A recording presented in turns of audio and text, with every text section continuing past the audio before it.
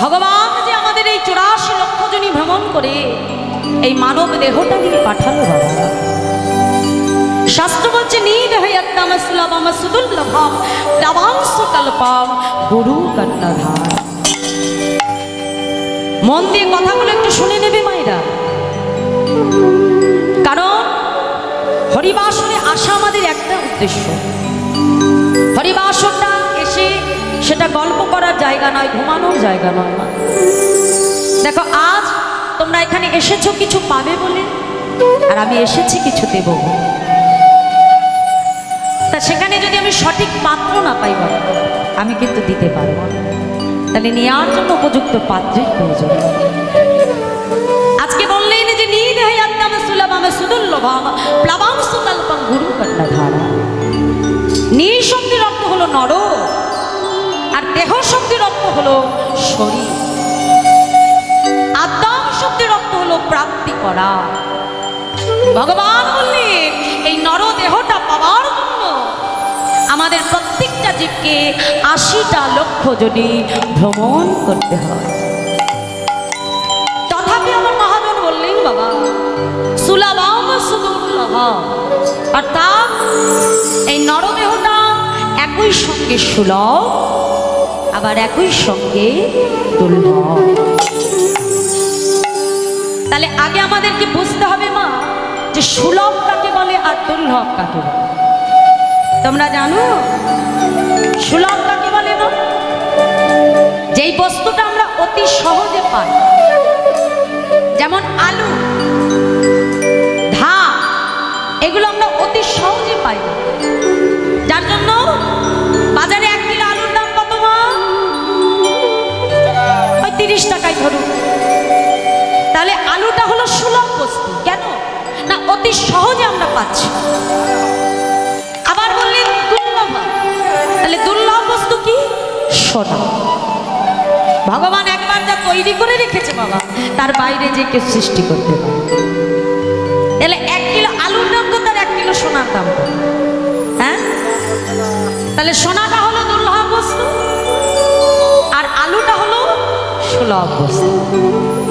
তাহলে মহাজন বললে যে আমাদের এই মানব দেহটা একই সঙ্গে সুলভ আবার একই সঙ্গে দুর্লভ। তা দুর্লভ কেন বলছি বাবা? হ্যাঁ, সহজে পাওয়া যায়। কেন পাওয়ার জন্য? এমনি এমনি পাবো না মা।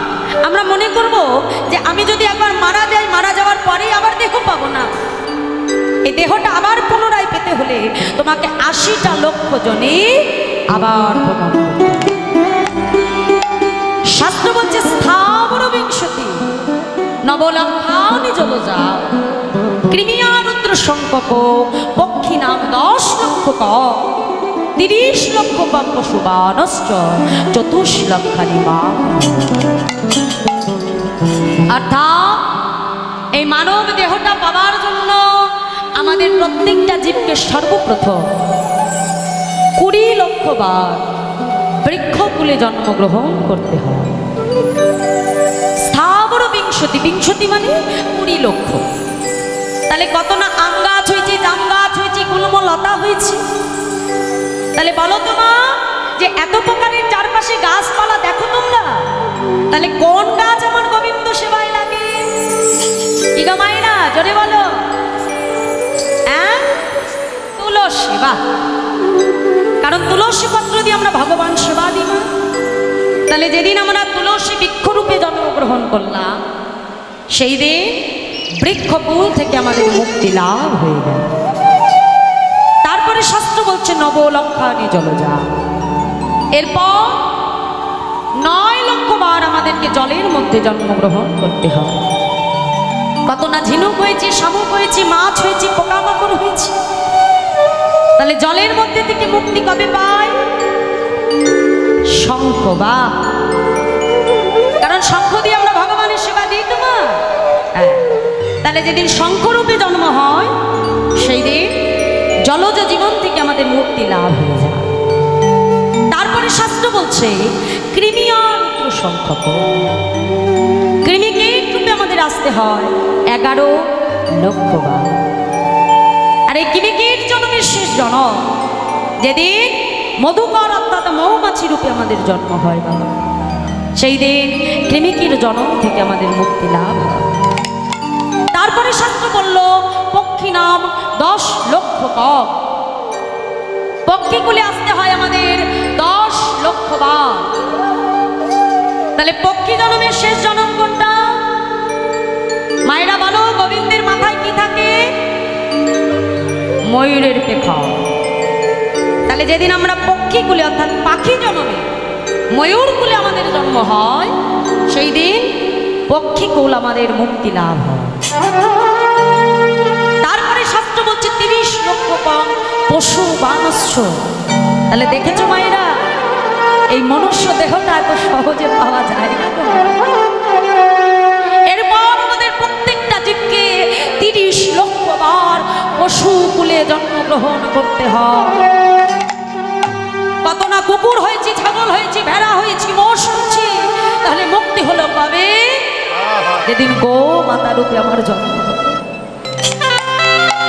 ওই গাভীর দুধ দহন করে ক্ষীর স্বর নবনী তৈরি করে সেই নবনী যেদিন আমার গোবিন্দ সেবায় লাগলো, যেদিন সাধু গুরু বৈষ্ণব সেবায় লাগলো, এই 80টা লক্ষ জনই আমার ভ্রমণ শেষ। তারপরে শাস্ত্র বলল 24 লক্ষানি মানব, এরপর 4 লক্ষ আমাদের মনুষ্য জন্ম। তাহলে কোন জন্মে দেখা গেল বাবা ভগবান তোমাকে দেখবার জন্য নয়ন দিল, সেবা করবার জন্য হাত দিল, কিন্তু যে তুমি বদনে একবার হরি বল বলবে বলবার মতো তোমায় ক্ষমতা দিল না। আবার কোন জন্মে তুমি হাত পাচ্ছ, কৃষ্ণ বলছো না, কিন্তু নয়ন ভরে তাকে দেখবে, দেখবার মতো তোমায় ক্ষমতা দিল না। তাহলে আজ আমরা সর্বস্ব কিছু পেয়েও মা এই দেহ দিয়ে যদি আমরা গৌর গোবিন্দ সেবা করতে না পারি, তাহলে এই জন্ম মৃত্যুর চক্রে প্রত্যেকটা জীবকে কিন্তু বারংবার আমাদের আবর্তিত হতে হবে। আর যতবার তুমি সংসারে আসবে বাবা, সংসারের তিতাব জ্বালা কিন্তু তোমাকে সইতে হবে। দেখো আজ আমরা এতজন ভক্ত এসেছি বাবা, কেউ কি বলতে পারবো যে মা আমি সংসার জীবনে সুখী আছি? কি গো মায়েরা, পারবে? পারবে না। কেন? সংসার মানে সেখানে আমাদের দুঃখ কষ্ট যন্ত্রণা ভোগ করতেই হবে। তাহলে তোমরা বলবে মা তাহলে এই দেহের মুক্তি কবে সম্ভব? এই দেহর মুক্তি তোমার তখনই হবে বাবা যখন এই দেহটাকে আর নিজের জন্য নয়, যখন দেহকে তুমি ভগবান চরণে সমর্পণ করবে। যেদিন তুমি দুঃখটা নয়ন জল পরিষ্কার করে বলতে পারবে হে দয়াময়, আজ হতে আমার বলতে যা কিছু আমি তোমার চরণে নিবেদন করি প্রভু, এ জগতে যেন আমার বলতে আর কিছু না থাকে। নামাচার্য ছিল ঠাকুর হরিদাস, প্রভু যখন তাকে কিছু দিতে চেয়েছিল, আমার মহাপ্রভুর চরণ ধরে বলেছিল দয়াময় তুমি আমাকে কিছু দেবে ঠাকুর? কার জন্য দেবে? এ জগতে তো আমার বলতে কেউ নাই প্রভু। যেদিন থেকে আমার জ্ঞান হয়েছে সেদিন থেকে আমি জেনেছি তুমি আমার মাতা, তুমি আমার পিতা, তুমি আমার ভাই, তুমি আমার বন্ধু। দয়াময় তাই এই সংসারে এসে যদি আমাকে কিছু চাইতে হয় প্রভু, আমি তোমার জন্য চাইব। মহাপ্রভু বলল না হরিদাস, আমি তোমাকে কিছু দিতে চাই, তুমি তোমার জন্য চাও। হরিদাস ঠাকুর বলছি প্রভু তাহলে বলো আমি যা চাইব তুমি তাই দেব। প্রভু এই সংসারে তো আমার আপন বলতে কেউ না, তাই তুমি কথা দাও যেদিন এই দেহ থেকে আমার প্রাণ পাখিটা উড়ে চলে যাবে, প্রভুর চরণ ধরে কেঁদে কেঁদে বলছি প্রভু দেখো শুধু হরিদাস ঠাকুর নয় গো, ভগবানের কাছে যদি কখনো চাইতে হয় না মা। কখনো সংসারের জন্য চাইবে না, কখনো স্বামীর জন্য, স্ত্রীর জন্য, পুত্রের জন্য চাইবে না বাবা। ধন দৌলত ঐশ্বর্য চাইবে না বাবা। ভগবানের চরণে যদি প্রকৃত চাইতেই হয় তাহলে আজকে চাইবে কেমন করে? ভক্তের মতো করে। কি বলবে? আজকে হরিদাস ঠাকুর প্রভুর চরণ দুটো ধরে চেয়েছিল কি প্রভু? যেদিন দেহ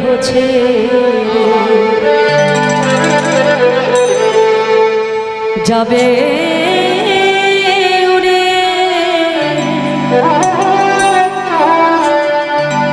আমার পরাণ পাখি। প্রভু এই সংসারে এসে আমি অনেক চেয়েছি দয়াবা। আজ এই সংসারের জন্য নয়, স্ত্রী পুত্র কারোর জন্য নয়, তুমি কথা দাও যেদিন দেহ থেকে প্রাণ পাখিটা চলে যাবে, যাবার সময় সংসারের কোনো কিছু টান নয়, সেদিনে যাবার সময় হে দয়া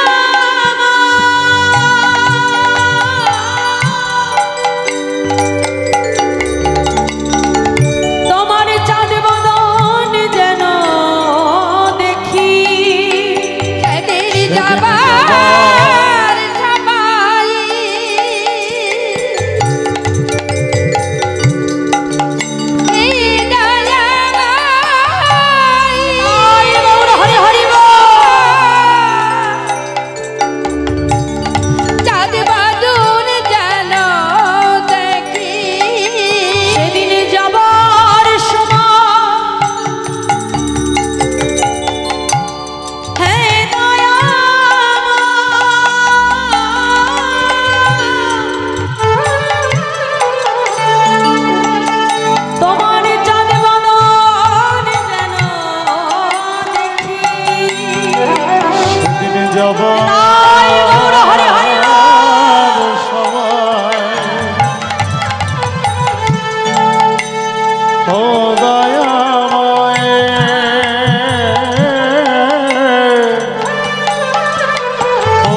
চাঁদ বদন যেন দেখে। প্রভু আর কিছু চাই না আমি, আর কিছু চাই না আমি, প্রভু আর কিছু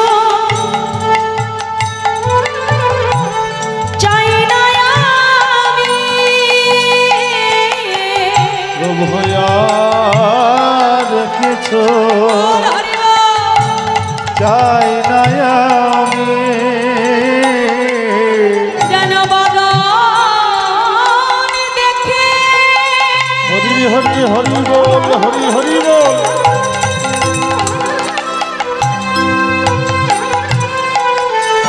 যেতে পারি নাম গাইতে গাইতে, যেতে পারি তোমার যেতে পারি, গাইতে গাইতে যেন যেতে পারি। প্রভু আর কিছু চাই না আমি, তোমার বাদল দেখে যেতে পারি। প্রভু আর কিছু চাই না আমি, গাইতে গাইতে যেতে পারি। আমি আর কিছু চাই না আমি। প্রভু কৃপা করো বলে, প্রভু কৃপা করো বলে, আর কিছু চাই না আমি, নাম গাইতে গাইতে যেতে পারি। ছুটে গিয়ে আমার গৌর হরির চরণটা জড়িয়ে ধরেছে। দয়া মা, তুমি আমাকে কথা দাও, যখন এই দেহ থেকে আমার প্রাণ পাখিটা উড়ে চলে যাবে, প্রভু হৃদয়ে ধরিব তোমার ওরাঙা চরণ, নয়নে হেরিব তোমার চাঁদবদ, জিহ্বায় উচ্চারিব মধুর কৃষ্ণ নাম, রূপে বাহির হয় যেন মোর প্রাণ। দয়াময়, যখন এই দেহ থেকে প্রাণ পাখিটা উড়ে চলে যাবে, এই নয়নে যেন তোমার বদন ছাড়া আর কিছু না দেখে, এই বদনে যেন হরিনাম ছাড়া আর কিছু উচ্চারণ না করে। নিতাই গৌর হরি। হরিবল হরিবল হরিবল। ভগবানের কাছে চাইতে হলে এমন করে চাইতে হয় গো মা। তিনি তো করুণার অবতার, আমার দয়ার গৌর হরি। আমাদের মতো কলির জীবকে উদ্ধার করবে বলে রাধা গোবিন্দ মিলিত তনু গৌর হয়ে এলেন সুধাম নবদ্বীপ মাঝে। তাই বৈষ্ণব মহাজন আজ পদাবলিতে কলম রাধে। এই জায়গায় ছোট্ট করে আমরা একটু তাল আস্বাদন করবো বাবা। কীর্তনের একটি বড় অঙ্গ হলো তাল। যে তালটি আমরা আস্বাদন করব তালটির নাম বড় ঠকি। আমার কীর্তন গুরু শ্রীধাম নবদ্বীপ নিবাসিনী শ্রীমতী অর্চনা দেবী এবং আমার দাদা কেশবচন্দ্র মণ্ডল, আমার সেই গুরু চরণের সর্বপ্রথমে অধমান অনন্ত অনন্ত কোটি ভুল অর্জিত দণ্ডবাদ। এবং আপনাদের মতো সাধুগুরু বৈষ্ণবের কৃপা, তবেই দুটো হরি কথা আমি বলতে পারি বাবা। যদি কোনো ভুল ত্রুটি হয়, নিজ সন্তান জানি আমার ভুল ত্রুটি মার্জন করি। তাই আজ বৈষ্ণব মহাজন তিনি পদাবলিতে কলম দিয়ে বলছে, দেখো দেখো আশা ধানে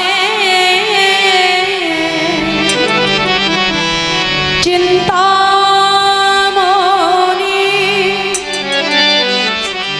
আমার বিধি মিলায়লো আনি আধারালে চিন্তামণি আমার বিধি মিলায়লো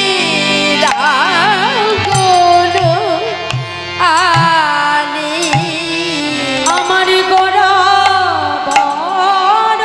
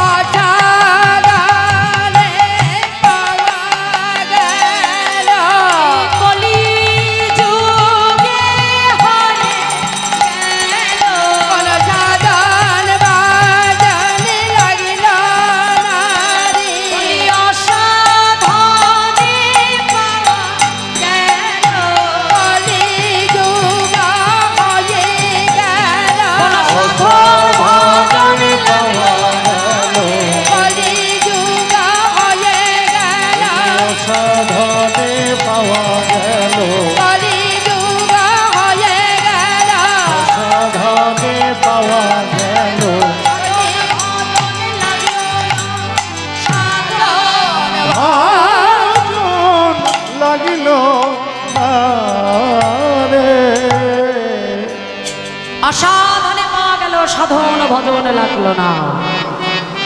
এই কলিতে আমার মহাপ্রভুকে পাবার জন্য কোনো কষ্ট করতে হয় না গো।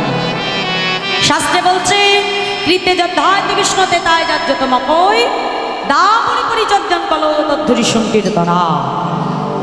সত্য যুগে ভগবানকে পাওয়ার উপায় ছিল ধ্যান, ত্রেতা যুগে ভগবানকে পাওয়ার উপায় ছিল যাগযজ্ঞ, আর তারপরে ভগবানকে পাওয়ার একমাত্র পথ হলো পূজা অর্চন। কিন্তু কলিতে আমার চৈতন্য মহাপ্রভু দেখলে যে কলির জীবের এত সময় হবে না যে তারা ধ্যান তপস্যা যাগযজ্ঞ করে ভগবান পাবে। কি গো মায়েরা, সময় আছে? সময় নেই। তাকে এই যে সামান্য কিছুক্ষণের জন্য আমরা হরিবাসরে এসে বসতে পাবো, তা সেখানে এসব কিছুক্ষণের জন্য চুপ থাকতে পারি? হ্যাঁ, যত রাজ্যের গল্প, যত রাজ্যের কথা, একমাত্র উপযুক্ত স্থান হলো হরিবাস। হরিবল হরিবল। মায়েরা, এই যে সংসারের গল্পটা একটু থামাতে হবে, এই দিকে আমার দিকে তাকাতে হবে। এই কলিতে ভগবানকে পাবো, তা ধ্যান করে ভগবানকে পাবো, সময় আছে? সকালবেলা উঠে যদি ধ্যান করতে বসি মা, রাখবে? হ্যাঁ, তাহলে আমাদের উপায় কি হবে বল? মহাপ্রভু বললেন হরের নাম হরের নাম হরের নামই মুখে বলা কলো নাস্তে ও নাস্তে বগতি রন্নথা। পরিষ্কার ভাষায় জানিয়ে দিলে হরি নাম বিনা কলি জীবের গতি নাই, গতি নাই, গতি নাই। এই জন্য আমার চৈতন্য মহাপ্রভু গোলকের গোপনের প্রেম ধর হরিনাম সংকীর্তন রূপে জীবের দ্বারে দ্বারে প্রকাশ করে নিজে হরি বললেন বাবা, আর আমাদেরকে হরি বলেন। কি মা, তাই তো? আর এই যে ঘন্টার পর ঘন্টা কীর্তন শুনছি, কার জন্য শুনতে পাচ্ছি? আমার চৈতন্য মহাপ্রভুর জন্য। তিনি এনে দিয়েছিল বলে আজ আমরা হরিনাম শুনছি। হ্যাঁ, তাহলে নিজে হরি বলে কেঁদেছি, আর আমাদেরকে হরি বলিয়েছি। কেমন ভাবে মহাজন বলছে, দেখো দেখো নদীয়ার পথে নিতাই দুই ভাই দুটি বাহু প্রসার করে হরিনাম দিতে দিতে যাচ্ছে। কেমন ভাবে মহাজন